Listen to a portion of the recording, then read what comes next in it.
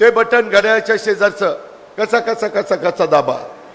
आता ही ग्रामीण भाग झाला आपला कसा कसा कसा घड्याळाच्या शेजारचं बटन आपण दाबावं आणि आम्हाला मतदान करावं। तिथं कसा कसा कसा कसा सांगितलं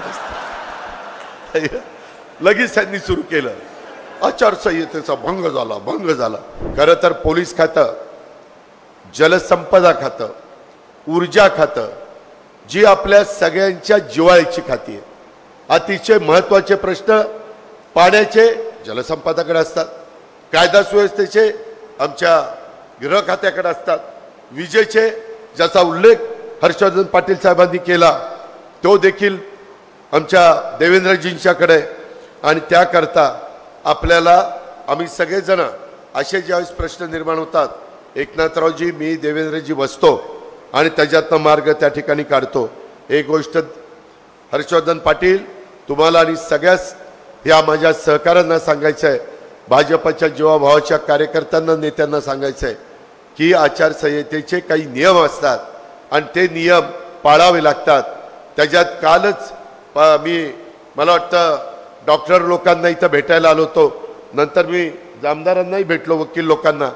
तिथं बोलत असताना की बाबा तुम्ही उद्याच्या काळामध्ये महायुतीच्या विचाराचा खासदार म्हणून निवडून द्या, उमेदवार निवडून द्या, आम्ही तुम्हाला निधी देऊ। तुम्ही त्या ठिकाणी निवडून देण्याच्या करता त्या मशीनच्या शेजारी जे बटन आहे ते बटन घड्याळाच्या शेजारचं कसा कसा कसा कसा दाबा। आता ही ग्रामीण भाग झाला आपला कसा कसा कसा, परंतु तेच पुण्यात भाषण असतं तर तुम्ही घड्याळाच्या शेजारचं बटन आपण दाबावं आणि आम्हाला मतदान करावं। तुम्ही मतदार राजा आहात, तुम्ही प्रमुख आहात। घटनेचे शिल्पकार डॉक्टर बाबासाहेब आंबेडकरांनी तो अधिकार तुम्हाला दिला आहे, त्या अधिकाराचा वापर आम्हाला करा। आम्ही देशाचे पंतप्रधानांना तिसऱ्यांदा पंतप्रधान करण्याच्या करता त्या मताचा वापर करू असं सांगितलं असतं। तिथं कचा कचा कचा कचा सांगितलं असतं, लगेच त्यांनी सुरू केलं। आचारसंहितेचा भंग झाला।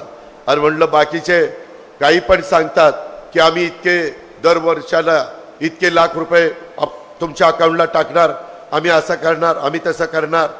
हे मग त्या आचारसंहितेचा भंग होत नाही का?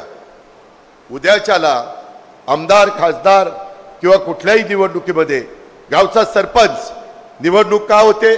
तो सरपंच म्हणत असतो मी गावचा सर्वांगीण विकास करेल, मी गावच्या विकासाला निधी आणेल, त्याकरता मला निवडून द्या।